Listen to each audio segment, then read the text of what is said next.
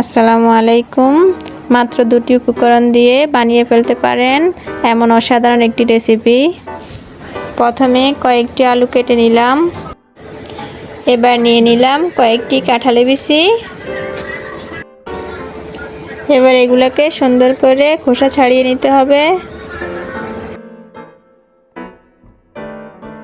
এইভাবে সুন্দর করে খোসাটা ছাড়িয়ে নেবেন। 3-4টা পেঁয়াজ নেবেন, সাথে রসুন নেবেন কয়েকটা, এক টুকরো আদা নেবেন।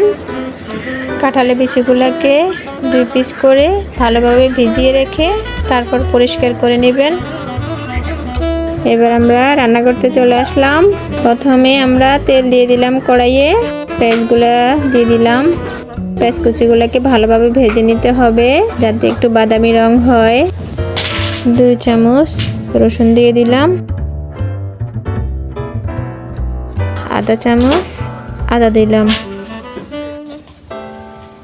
এরপরে মশলাগুলোকে কিছুক্ষণ নেড়ে চেড়ে দিবেন যাতে পাতিলে না লাগে। এরপরে 2 চামচ হলুদ গুঁড়া দিবেন, 2 চামচ মরিচের গুঁড়া দিবেন, 2 চামচ জিরার গুঁড়া।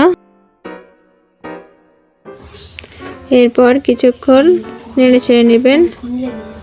এরপর একটু হালকা পানি দিয়ে দিবেন। এরপর পানি দিয়ে একটু নেড়ে ছেড়ে নিলাম। এরপর পরিমাণ মতো লবণটা দিয়ে দিবেন। আমি হাত দিয়ে লবণটা দিলাম, কারণ হাত দিয়ে লবণটা দিলে পরিমাণটা খুব ভালো বোঝা যায়। এরপর 2 মিনিট ঢাকনা দিয়ে রাখলাম যাতে মশলাগুলো ভালো করে কষানো যায়। আমাদের মশলাগুলো কষানো হয়ে গেছে। এখন আমরা কাঁঠালের বিচিগুলোকে আস্তে আস্তে দিয়ে দেব। এরপর আমরা কেটে রাখা আলুগুলোকে এর সাথে অ্যাড করে নেব। এরপরে এটাকে ভালোভাবে নাড়িয়ে চাড়িয়ে দেবেন। তারপর কিছুক্ষণ ঢাকনা দিয়ে রাখবেন। আমরা এটার সাথে পানি অ্যাড করে নিয়েছি। এটার সাথে দিয়ে দিচ্ছি কিছু টমেটো, তারপরে ধনেপাতা। আমরা এখন এটার সাথে দিয়ে দেব ডিমের ঝুরা।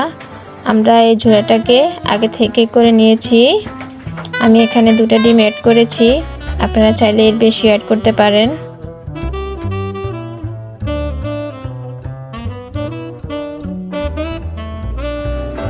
হয়ে গেছে আমাদের আজকের কাঁঠাল রেসিপিটা। আমি এখন নামিয়ে দেখাচ্ছি আপনাদেরকে কতটা দেখতে ভালো হয়েছে।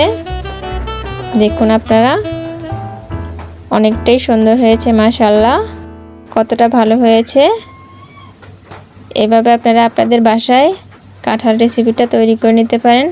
কাঁঠালের বিচি দিয়ে এমন মজাদার রেসিপি। আমাদের চ্যানেলটাকে যদি ভালো লাগে তাহলে অবশ্যই লাইক করে দিবেন আর সাবস্ক্রাইব করে দিবেন, আর সবাইকে বেশি বেশি করে শেয়ার করে দিবেন যাতে আরও মজার মজার রেসিপি আপনাদের সামনে নিয়ে হাজির হতে পারি।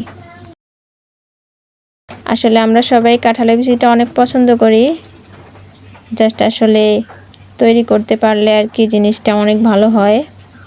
তো আপনারা আমাদের পাশে থাকার জন্য ধন্যবাদ। সবাই আমাদের চ্যানেলটিকে সাবস্ক্রাইব করবেন।